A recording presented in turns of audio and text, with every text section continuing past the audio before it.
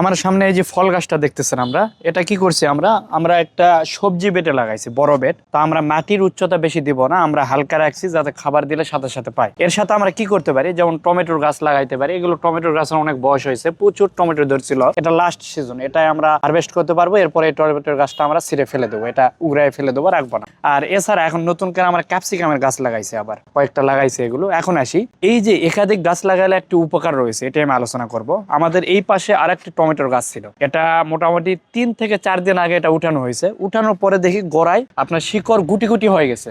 দেখবেন যে অনেক শিকড় গুটি গুটি হয়ে যায়, এটার কারণ হচ্ছে ওই শিকড়ের ভিতরে পোকা ঢুকছে, অনেক পোকা রয়েছে এখানে। তার মানে কি, আমার এই ফল গাছটাতেও অ্যাটাক করছে এটা। এখন যদি শুধু ফল গাছ থাকতো, আমি কোনোদিন শিকড়ের ভিতর দেখতাম না, জানতেও পারতাম না যে এখানে হচ্ছে পোকায় অ্যাটাক করছে। আর গুটির এটা আমি সাইডে রাখছিলাম, এটা দেখাবো, কিন্তু হঠাৎ এটা যখন ছাদটা পরিষ্কার করছে এটা ফেলে দিয়েছে, এই জন্য দেখাতে পারতেছে না। নর্মাল হয়তো বুঝছেন।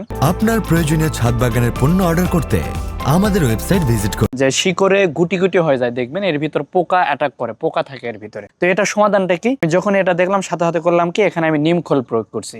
নিম খোল ভালো মতো যদি দিতে পারেন, এটা আস্তে আস্তে থাকবে না। অথবা যদি মনে করেন খুব দ্রুত করবেন, তাহলে এবাম্যাকটিন গ্রুপ বা এবাটিন যে ইয়াটা আছে, ওষুধটা রয়েছে, এটা বেশিরভাগ অটো ক্রপ কেয়ার অথবা ন্যাশনাল এগ্রি কেয়ারের এবাটিন নামে রয়েছে। ওটা আপনার হচ্ছে ওই প্রতি লিটার পানিতে 1 ml করে মিক্সার করে স্প্রে করে এগুলো একদম ভিজায় দিতে হবে, তাহলে দেখবেন অটোমেটিক উপরের দিকে এগুলো মরে মরে উপরে চলে আসবে, মারা যাবে সম্পূর্ণ পোকাগুলো। অথবা যদি রিল্যাক্সে করতে চান, তাহলে জৈব উপায় রয়েছে হচ্ছে আপনার নিম খোল। নিম খোলটা একদম ভালো মতো মিক্সার করে দিলে এটা ঠিক হয়ে যাবে। তো এটা হচ্ছে বলার কারণটা হচ্ছে যে একাধিক গাছ লাগালে একটা উপকার রয়েছে। যেমন সবজি গাছ আমি উঠানো মাত্র রোগটা ধরতে পারছি, আর শুধু যদি আমি ফল গাছ লাগাইতাম এই রোগ ধরতে পারতাম না, এই ফল গাছটা বড় হইতো না, আস্তে আস্তে আস্তে এটা নিয়ে পড়তো। তখন আমি হয়তো বা যখন উগড়াইতাম দেখতাম যে এর গোড়ার শিকড়ে একদম প্রবলেম হয়েছে, পুরা শিকড়টাকে পোকা অ্যাটাক করছে। তো এগুলো প্রবলেমগুলো সলভ করার জন্য একটিতে কিছু সবজি গাছ লাগানো অনেক ভালো উপকারী। আর এরকম বেড যদি আপনারা নিতে চান, আমাদের ওয়েবসাইট ভিজিট করে আপনারা নিতে পারেন, অথবা স্ক্রিনে আপনারা দেওয়া নাম্বারে ফোন করে অর্ডার করে নিতে পারবেন।